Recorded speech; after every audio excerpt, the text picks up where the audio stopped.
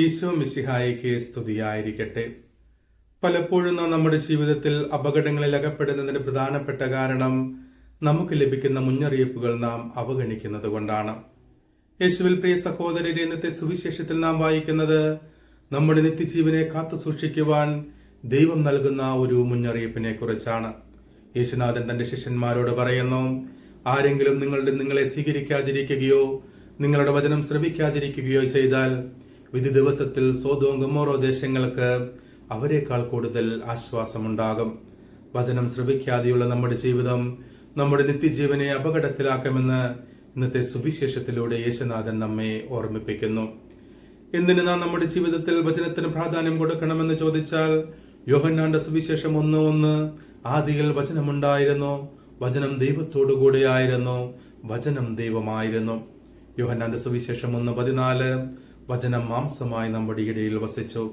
നാം വചനത്തെ ശ്രവിക്കുകയും സ്വീകരിക്കുകയും ചെയ്യുമ്പോൾ ദൈവത്തെയാണ് സ്വീകരിക്കുന്നത് എന്ന് നാം മറന്നു പോകരുത്.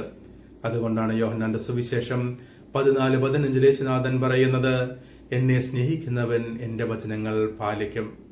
ജ്ഞാനത്തിന്റെ പുസ്തകം 4-ാം അധ്യായം 12-ാം വാക്യത്തിൽ ദൈവം നമ്മെ ഓർമ്മിപ്പിക്കുന്നു, ഭ്രമിപ്പിക്കുന്ന മോഹങ്ങൾ നമ്മുടെ നിഷ്കളങ്ക ഹൃദയത്തെ വഴിതെറ്റിക്കുന്നു.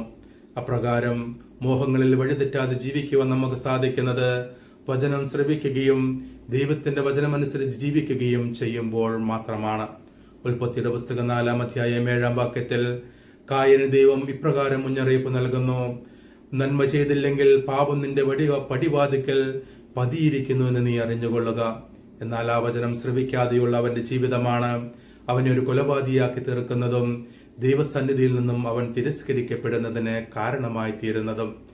എന്നാൽ നിനിവേയിലെ ജനങ്ങൾ ദൈവവചനം സ്വീകരിച്ചപ്പോൾ യോനാ പ്രവാചകന്റെ പുസ്തകം 3-ാം അധ്യായം 10-ാം വാക്യത്തിൽ നാം വായിക്കുന്നത്, ദൈവം അയക്കാനിരുന്ന മഹാമാരിയിൽ നിന്നും അവിടുന്ന് പിന്തിരിഞ്ഞുവെന്നാണ്.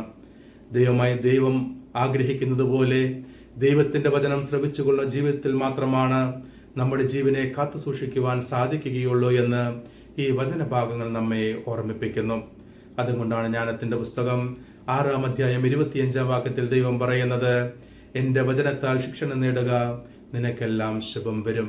ആയതിനാൽ പ്രിയ സഹോദരരെ, നമ്മുടെ ജീവിതത്തിൽ നമ്മുടെ നിത്യജീവനെ കാത്തു സൂക്ഷിക്കുവാനായി, ദൈവം ആഗ്രഹിക്കുന്നത് പോലെ ജീവിക്കുവാനായി, ദൈവവചനത്തിന് പ്രാധാന്യം നൽകുവാനും ദൈവവചനം ശ്രവിക്കുവാനും ശ്രദ്ധിക്കുവാനും അതനുസരിച്ച് ജീവിക്കുവാനും നമുക്ക് പരിശ്രമിക്കാം.